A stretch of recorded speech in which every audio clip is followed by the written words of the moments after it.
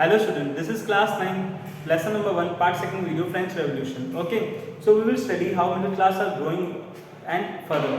So middle class सबसे पहले grow कैसे कर रहे थे? बेसिकली हुआ क्या कि जो मिडिल क्लास लोग थे, बिजनेसमैन थे बड़े, ठीक है, जो मैन्युफैक्चरर्स थे या बड़े सप्लायर थे, ओवरसीज सप्लाई कर रहे थे और इन्हीं रिलेशंस के कारण अब उन्हें पता लग रहा था कि बाहर कंट्रीज में किस तरह से लोगों को डेमोक्रेटिक राइट्स दिए जा रहे हैं, वोटिंग राइट्स दिए जा रहे हैं और किस तरह से लोग जो ये स्लेवरी है इससे फ्री हो रहे हैं बेसिकली। ओके, तो वही सब चीज़ें यहाँ पे जब वो आए तो उन्होंने यही सब चीज़ें डिस्कस की सैलून्स में, कॉफ़ी शॉप्स में, और ये सब चीज़ें धीरे धीरे डिस्कस होते होते इतनी बढ़ गई कि लोगों को पता लगने लगा कि दूसरी कंट्रीज में भी लोगों को इस तरह के राइट्स मिल रहे हैं, तो हमें ये राइट्स सब क्यों नहीं मिल सकते, ठीक है, हम भी इस तरह से क्यों आज़ाद नहीं हो सकते। तो इस तरह से लोगों में जो स्पिरिट है वो जागने लगी कि हमें भी इंडिपेंडेंस चाहिए, ठीक है। और इन्हीं सब के कारण लोगों ने प्रोटेस्ट करना शुरू किया, न्यूज़पेपर्स में लिखना शुरू किया और बहुत सारी चीज़ें इस तरह की ये लोग करने लगे। अब किंग लुई 16 जो बेसिकली इन पे इतने सारे टैक्सेस लगा रहे थे, पता चला कि ये भी सही नहीं है, ठीक है, टैक्सेस सबके लिए बराबर होने चाहिए। तो इसी से हमारा रेवोल्यूशन की बिगनिंग स्टार्ट होती है। जो हमारा रेवोल्यूशन स्टार्ट हुआ था 1789 में स्टार्ट हुआ था। 1789 में सबसे पहली चीज क्या हुई बेसिकली कि लुई 16 ने एक मीटिंग बुलाई, ठीक है। अब ये जो उन्होंने मीटिंग बुलाई थी तो मीटिंग में इन्होंने बेसिक जो उनका मुद्दा था वो क्या था कि तीनों स्टेट्स के मेंबर आएंगे और जो भी डिसीजन है वो डिसीजन लिया जाएगा। अब आपको पता है फर्स्ट स्टेट और सेकंड स्टेट के मेंबर तो प्रिविलेजेस एंजॉय कर रहे हैं, पर थर्ड स्टेट के मेंबर प्रिविलेजेस एंजॉय नहीं कर रहे थे। और यहाँ का रूल क्या था कि तीनों स्टेट के जो मेंबर्स हैं उनके पास एक एक वोट रहेगा, हर मेंबर के पास नहीं, तीनों स्टेट्स के पास एक एक वोट रहेगा। यानी हमें पता है कोई भी रूल होगा तो उसमें फर्स्ट स्टेट और सेकंड स्टेट तो अपनी वोटिंग अलग कर देंगे, थर्ड स्टेट की बात सुनी ही नहीं जाएगी क्योंकि उनके पास सिर्फ एक ही वोट है। तो इस कारण यहाँ पे हुआ क्या, ये जो रिवोल्ट है इसकी स्टार्टिंग हुई।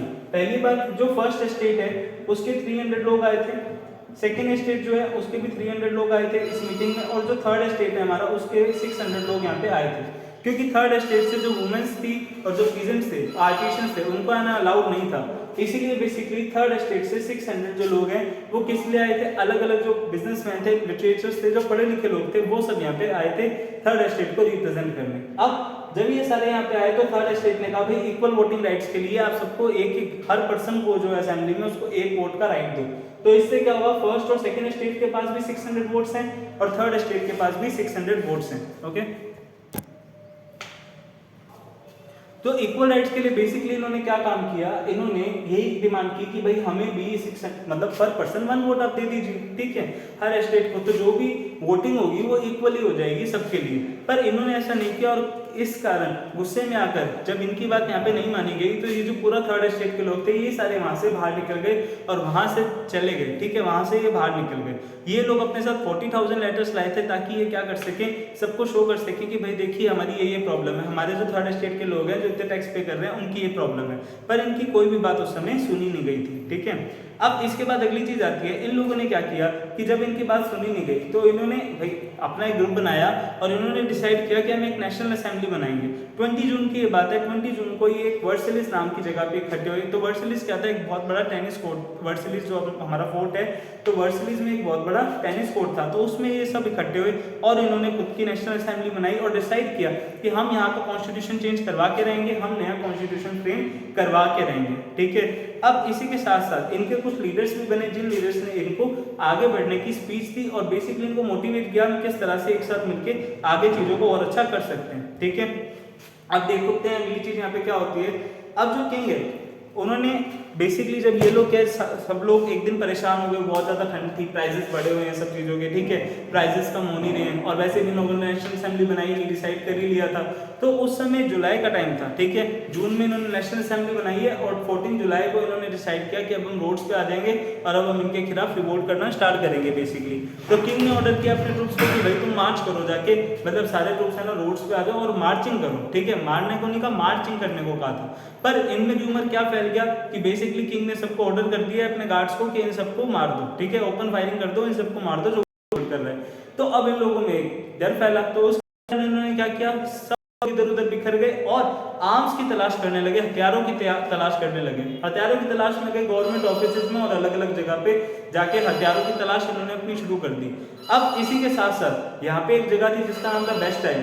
तो ये लोग बेस्टाइल नाम की जगह पे गए। बेस्टाइल वहाँ का बेसिकली क्या हुआ करता था, एक प्रिजन हुआ करता था। तो बेस्टाइल नाम के एक प्रिजन में गए और उस प्रिजन में जाके जो भी वहाँ के 7 कैदी थे उनको भी छुड़वाया, और इनको वहाँ पे लगता था कि सबसे ज़्यादा आर्म्स और एम्यूनेशन मिलते हैं, यानी वहाँ पे सबसे ज़्यादा हथियार रखे हुए हैं जो कि हमें खत्म करने के लिए रखे हुए हैं किंग ने अलग से। सो दैट्स वाई इन लोगों ने ये सारे स्टेप्स उठाए। बेस्टाइल में जाके भी सारे हथियार इकट्ठे करे, उन 7 कैदियों को भी छुड़वाया, बेस्टाइल को पूरा तोड़ दिया और वहां से खुद भी निकल गए और सारे आर्म्स को इकट्ठा कर लिया ताकि अब किंग से लड़ सके। अब उसके बाद जो बेस्टाइल के टूटे हुए टुकड़े थे ना, उनको भी पब्लिक में बेचा जा रहा था, बाहर मार्केट में बेचा जा रहा था मॉन्यूमेंट्स भाई पुराने तौर पे कि अब ये रिमेन्स हैं। जो बेस्टाइल इतनी फेमस जगह थी उसके कुछ रिमेन्स हैं, तो वो मार्केट में उसके जो रॉक के पीसेस थे वो तकाजक बिकने लग गए थे। ठीक है,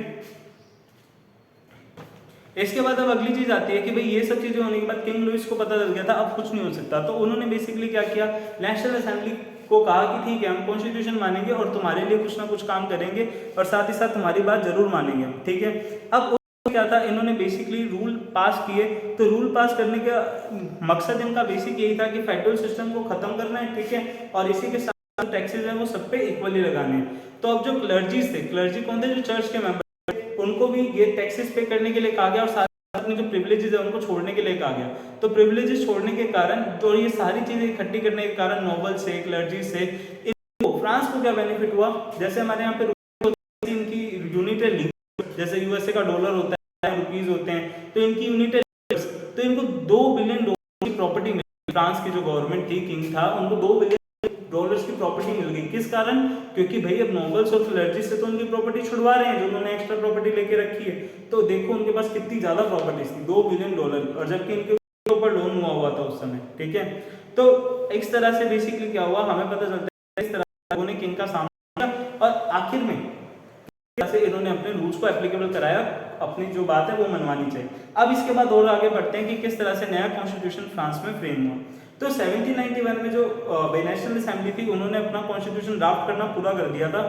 उन्होंने ये कहा था कि अब हमारा कॉन्स्टिट्यूशन और साथ ही साथ हम गवर्नमेंट को 3 पार्ट्स में बांटेंगे, क्योंकि हम राजा की पावर खत्म हो, राजा की पावर नहीं देनी, वरना राजा भी करेंगे। तो हमारे की तरह उन्होंने भी 3 पार्ट में बांटा कॉन्स्टिट्यूशन, लेजिस्लेचर, एग्जीक्यूटिव, जुडिशरी में।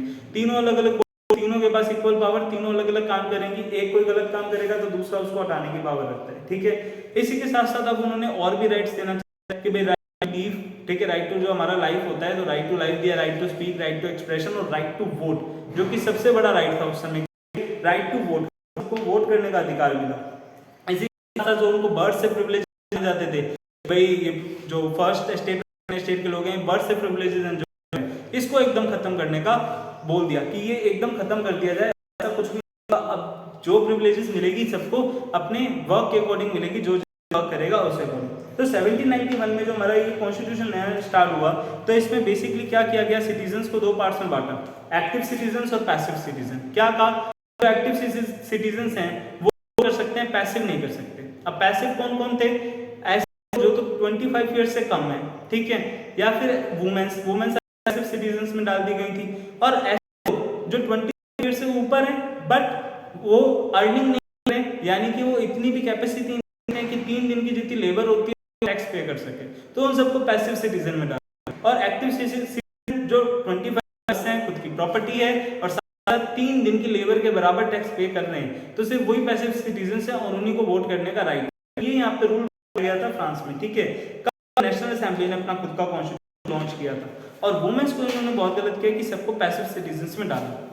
अब अगली चीज आती है कि किस तरह का मोनार्ची रूल था, यानी राजा राज है, इसको पूरी तरह से फ्रांस से किया गया। ठीक है, तो भाई ये किंग को पता लग चुका था, ये सब चीजें हो चुकी है, तो इन्होंने क्या किया, फ्रांस के फ्रांस के जस्ट पास में पर्शिया है, तो पर्शिया से जो किंग लुई 16 है उन्होंने डील की कि एक काम करो, तुम पर्शिया यहाँ पे अटैक करो, ये जो नेशनल असेंबली है इसको हटाओ, इनको खत्म कर दो और फिर मिलकर राज कर लेंगे। इनकी बीच की डील। पर्शिया इससे पहले किंग लुइस की बात मान के फ्रांस पे अटैक करता, क्योंकि किंग लुइस के पास तब तक पावर थी नहीं, तो इसलिए पर्शिया से अटैक करवाता। इससे पहले पर्शिया अटैक करता, यहाँ पे बेसिकली कि जो भाई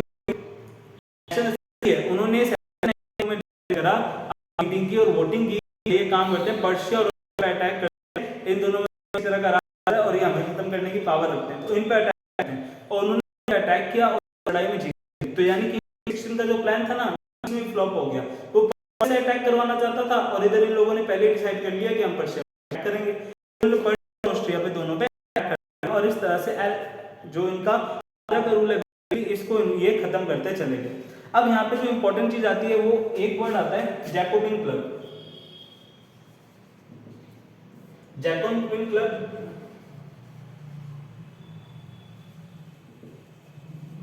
जैकोबिन क्लब जिसके जो लीडर थे वो थे रॉबर्ट्सबेरी। तो बेसिकली क्या था, जैकोबिन क्लब क्या था, जब ये वेव चल रही थी यानी कि आजाद होने की वेव चल रही थी तो फ्रांस में अलग अलग क्लब्स बन गए थे, यानी अलग अलग लोग एक साथ इकट्ठा हो गए थे, ग्रुप्स बना लिए थे जो सेम चीज को मानते थे। और सबसे पावरफुल जैकोबिन क्लब जिनके जो लीडर थे वो थे रॉबर्ट्सबेरी। ठीक है, तो बेसिकली क्या हुआ इस समय पे जब जैकोबिन क्लब बनाया गया तो जैकोबिन क्लब का मकसद ये था आजाद करवाना। ठीक है, और जब 1792 में जब किंग भाई अटैक तो कर दिया पर्शिया और उस पे, तो ये भी जैकोबिन क्लब के अंडर में हुआ था। जैकोबिन क्लब इन सबको लीड कर रहा था।